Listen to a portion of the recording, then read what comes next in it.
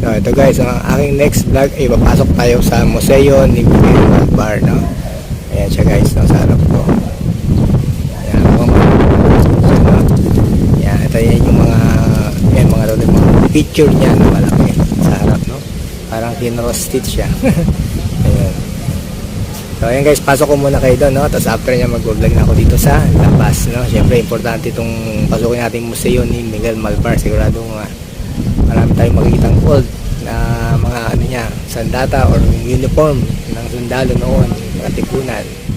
So ayan guys, nasa loob na tayo ng shrine ni General Malvar, no? General Miguel Malvar. So dito medyo sabi natin may film showing pero walang showing. Ayan, siguro by schedule, no? Ayan. Ayan, may bandila ng Pilipinas, no? Ayan. At ito nga yung ang Batangas sa ika-19 na siglo. Ayan. At ito yung mapa ng Batangas, no? Ayan guys, pakita ko sa inyo. Ayan, yan ang makikita nyo rito, no? Kasi nga, Galleria 1, Galleria 2 lang, no? So, ito guys, siguro ang kanyang ayan. Kaya lang, hindi ko mabasa itong picture na to, no? Ayan, Miguel Malvar with his wife Paula, no? Ayan. Yan pala yung kanilang picture, no? Ayan, ang picture ni Miguel Malvar, General Malvar at kasama kanyang asawa, no? Ayan. Ayan, nakalagay lang dyan yung kabataan ni Miguel, yung mga kanyang brief history, no? Ayan, pwede nyo lang i-post yung aking vlog at zoom nyo. Yung ang haligi ng tahanan. So, ayan guys, ha? Yan, nakalagay, binayaan si Miguel at palo ng 13 anak. Yun. Ngunit 11 lamang ang nabuhay. Ang dami pala nila. Ito, ang mga ngalakal, the trader. Ayan. Ito, si Don Carlos Palanca. Ayan. September 14, 1911. So, ayan guys, ha. Sinashare ko lang sa inyo mga nakikita ko ito. Ito, General Miguel Malvar, Centenary. Ayan. Ito na guys, no? Ang revolusyonaryo, no? Ayan ang life size ni General Malvar, no? Miguel Malvar, yan life size. Ito yung kanyang badge niya ata. Ayan, ito nga yun, General Miguel Malvar, yan. Yan, silver pinayal, a decorative place from the salakot of General Miguel Malvar, no? Arte pala, no? Yung pala yung nakalagay sa salakot niya. Ayan, nakita natin sa taas. Ayan. So, ayun naman guys. At ito yung kanyang damit. Ayan, yung pangaraniwang nakikita nyo rin. Ayan, kay Aguinaldo at yung mga iba pang bayani, no? Timonero. Ayan, kanyang Dino uniform of the Philippine Revolutionary Army, no? Ayan, 41 by 71 cm, no? Sears Sacker Museo ng Miguel Malvar Collection. Ayan, ang ganda ng kanyang guys, no? Ayan. Bawal dito guys mag-video na may flash, ha. Siyempre, medyo may mga rito tulad doon, importanteng damit, no? Kailangan hindi ma-expose sa mga ilaw. Ayan. Ito guys yung kanyang statue maliit, no? General Miguel Malvar on horseback. Ayan. Yan, ang panghimasok ng Estados Unidos sa Pilipinas, no? American Instruction in the Philippines. Tama ba aking mga pronunciation? Pasensyahan nyo guys, hindi natin na-review.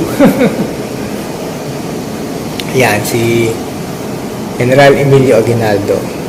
At ito si General Miguel Malvar, Centenary. Yan.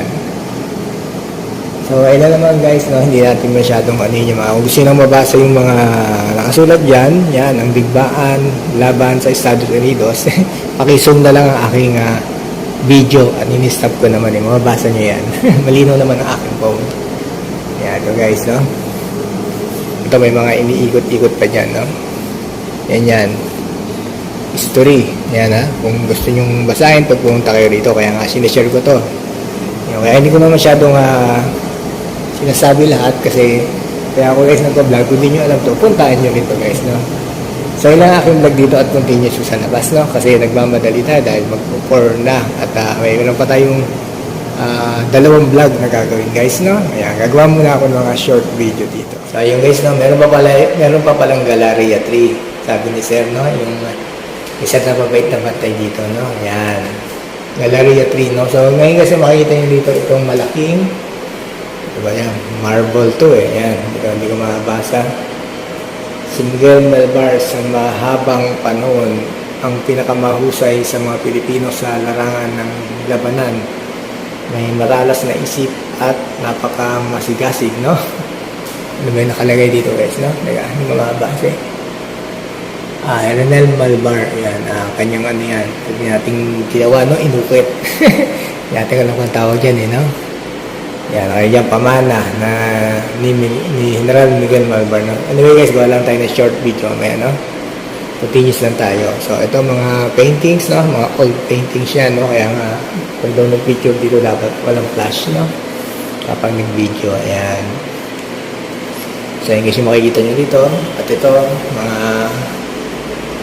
yan, mga, ano ba to? Ayan, yan. Tingnan, basahin natin. Commemorative coins, no? Ayan. Parang katulad, yung kanyang ano pala, siya nga pala yung nasa 10 piso, no? Ayan, 10 piso. Diba, malilimutin tayo. Ayan, guys, no? Nasa 10 piso si General Malvar, no? Ayan yung tinatawag na commemorative. Ayan. Ayan lang guys, mga estrahiya sa pakikidigma, no? Ayan, basahin nyo lang yung ayan, mga old picture guys, no? Yung panahon pa ni General Miguel Malvar, no? Ayan. So, ilan naman. Siyempre, pasyalan nyo din to guys. Siyempre, kaya kami na-vlog ko, no? Para mas mabasa nyo rito. Yan. Yan. Province of Batangas, no? Talagang sa Batangas pinanganak si General Malvar, no? Kaya ayun nyo. Lagi nakakita ang mapa ng Batangas, no? So, ayun guys, no? Sana na-enjoy ko sa aking share na last vlog dito sa loob ng shrine lang guys. Mag-vlog ba tayo sa labas, no? Yan, syempre ano to, first boss, second vlog. Mahala na ko ang tawag. So yun guys, gagawa muna ako ulit ng short video dito, no? Para ako sakaling kasi yung mabilisang makita yung mga surroundings o itong shrine ng General Malvar sa Santo Tomas.